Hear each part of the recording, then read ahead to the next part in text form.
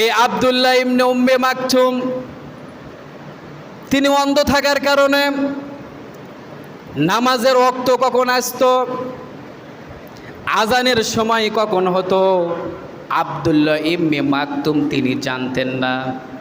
সাহাবায়ে কেরাম যেহেতু মসজিদে তারা আগেই প্রবেশ করত, আজানের যখন সময় হতো আব্দুল্লাহ ইবনে মাকতুমকে বলতো, আজানের সময় হয়েছে, তুমি আজান দিয়ে দাও।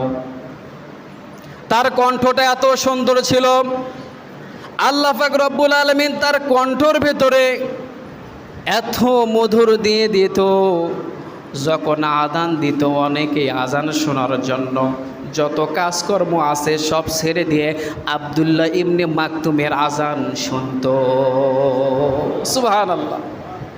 অন্ধ মানুষ, কিন্তু আল্লাহ পাক তার কণ্ঠের ভেতরে এত সুর দিয়েছিল, সে যখন আজান দিত সাহাবায়ে কেরাম তার আজান শোনার জন্য ব্যাকুল হয়ে যেত।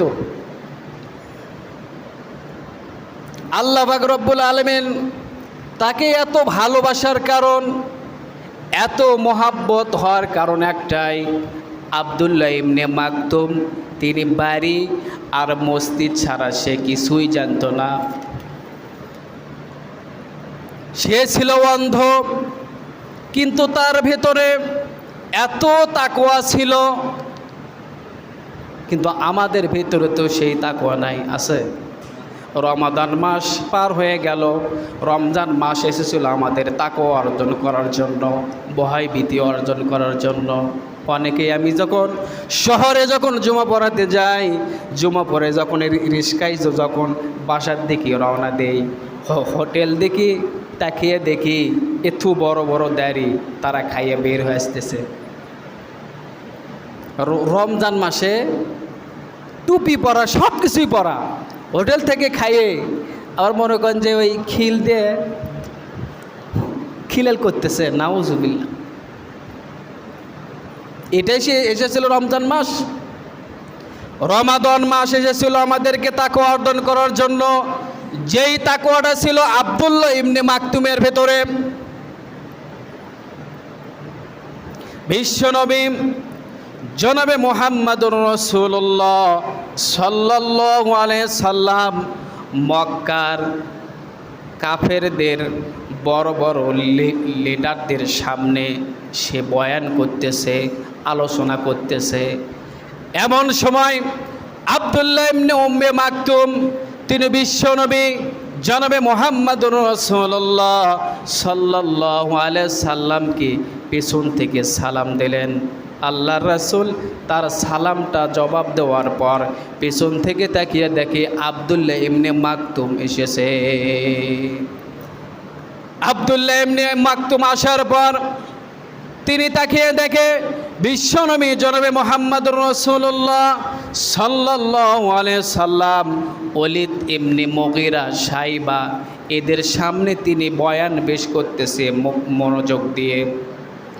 এমন সময় আব্দুল্লাহ ইবনে মাকতুম বিশ্বনবী জনাবে মুহাম্মদুর রাসূলুল্লাহ সাল্লাল্লাহু আলাইহি সাল্লামকে বলতেছেন, ইয়া রাসূলুল্লাহ, ইয়া হাবিবাল্লাহ, গত রাতে আপনার উপর কি নাজিল হয়েছে আমাকে একটু বলেন, আমি উম্মে মাকতুম এইগুলো জানার পর একটু আমল করব।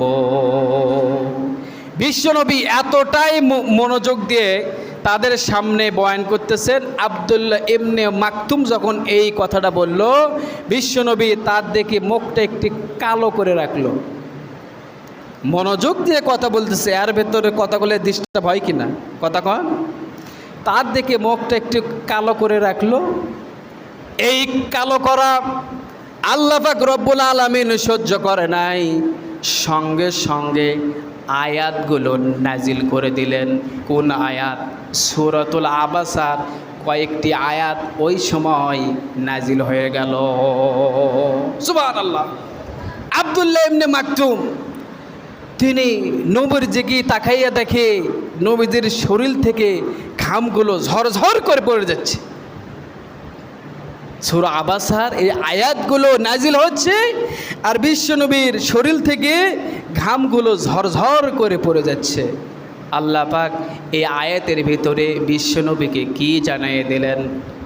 আল্লাহ পাক রব্বুল আলামিন বলেন ওয়ামা ইয়াযাক্কারু ইল্লা লিআশকা। ও নবী, ও আমার বন্ধু, তুমি যে আব্দুল্লাহ ইবনে মাকতুমকে তার দিকে তুমি মুখটা যে কালো করলে, তুমি কি জানো সে কে? আর সে তোমার কাছে কি কাজে এসেছে আর তোমার কাছে কি জানতে এসেছে, তুমি কি সেটা জানো? তাহলে কেমন করে তুমি তার দিকে মুখটা কালো করলে? বিশ্বনবী থরথর করে কেঁপে গেল। আব্দুল্লাহ ইবনে মাকতুমকে ডাক দিয়ে বললেন, ভাই তুমি কেন আমার কাছে এসেছিলে? কি কাজে এসেছিলে যার কারণে আল্লাহ পাক স্বয়ং তোমার নামে কয়েকটি আয়াত এইমাত্রই নাজিল হয়ে গেল? এবার আব্দুল্লাহ ইবনে মাকতুম বিশ্বনবী জনাবে মুহাম্মদুর রাসূলুল্লাহ সাল্লাল্লাহু আলাইহি সাল্লামকে বলতেছেন, ইয়া রাসূলুল্লাহ, ইয়া হাবিবাল্লাহ, আমি আপনার কাছে এসেছি, গত রাতে কি নাজিল হয়েছে, কি আয়াতগুলো নাজিল হয়েছে আমাকে একটু বলুন, ওই আয়াতগুলো মুখস্থ করে আমি আমল করব। সুবহানাল্লাহ। সে ছিল অন্ধ, দেখেন, চিন্তা করেন, সে ছিল অন্ধ, কিন্তু তার টার্গেট যে আল্লাহর নবীর ওপর কখন কোন আয়াতগুলো নাজিল হয়। সঙ্গে সঙ্গে এই আব্দুল্লাহ ইবনে মাকতুম অন্ধ ব্যক্তি সে আয়াতগুলো মুখস্থ করত আর সে আমল করত। সুবহানাল্লাহ। বিশ্বনবী বলতেছেন, এই কথা এই কথাটা তো আমাকে তো তুমি একটু পরেও বলতে পারতে, যেহেতু তুমি দেখতে পাচ্ছ যে আমি একটা ওলীদ বিন মুগীরা এদের সামনে আমি একটি বয়ান পেশ করতেছি। আব্দুল্লাহ ইবনে মাকতুম বলতেছেন, ইয়া রাসূলুল্লাহ, ইয়া হাবিবাল্লাহ, আমি যখন মসজিদে নামাজ আদায় করার জন্য প্রবেশ করি আমার কিছু ভাল লাগে না, কারণ আমার অন্তর ভেতর খালি ধকধক করে যে আল্লাহ পাক রব্বুল আলামিন আপনার ওপর কোন আয়াতগুলো নাজিল করলো, ওই আয়াতগুলো আমি কখনো মুখস্থ করব আর আমি কখন আমল করব। সুবহানাল্লাহ। এই কারণেই আল্লাহ পাক এই সূরা আবাসার কয়েকটা আয়াত নাজিল করেছে। সুবহানাল্লাহ। সুতরাং তার ভেতরে তাকওয়া ছিল কিনা? কাল কিয়ামতের ময়দানে আল্লাহ পাক কিন্তু দেখবেন না যে এ কোন দলের লোক, আর কত টাকা পয়সা আছে, এ জামাত করে না বিএমপি করে।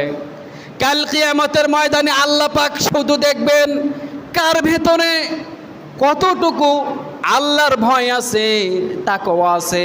তার কারণ হলো আল্লাহ পাক রব্বুল আলামিন বলেন, ইন্না আকরামাকুম ইনদাল্লাহি আতকাকুম, আমার কাছে সব চাইতে ওই ব্যক্তিই দামি, আমার কাছে সব চাইতে ওই ব্যক্তিই উত্তম।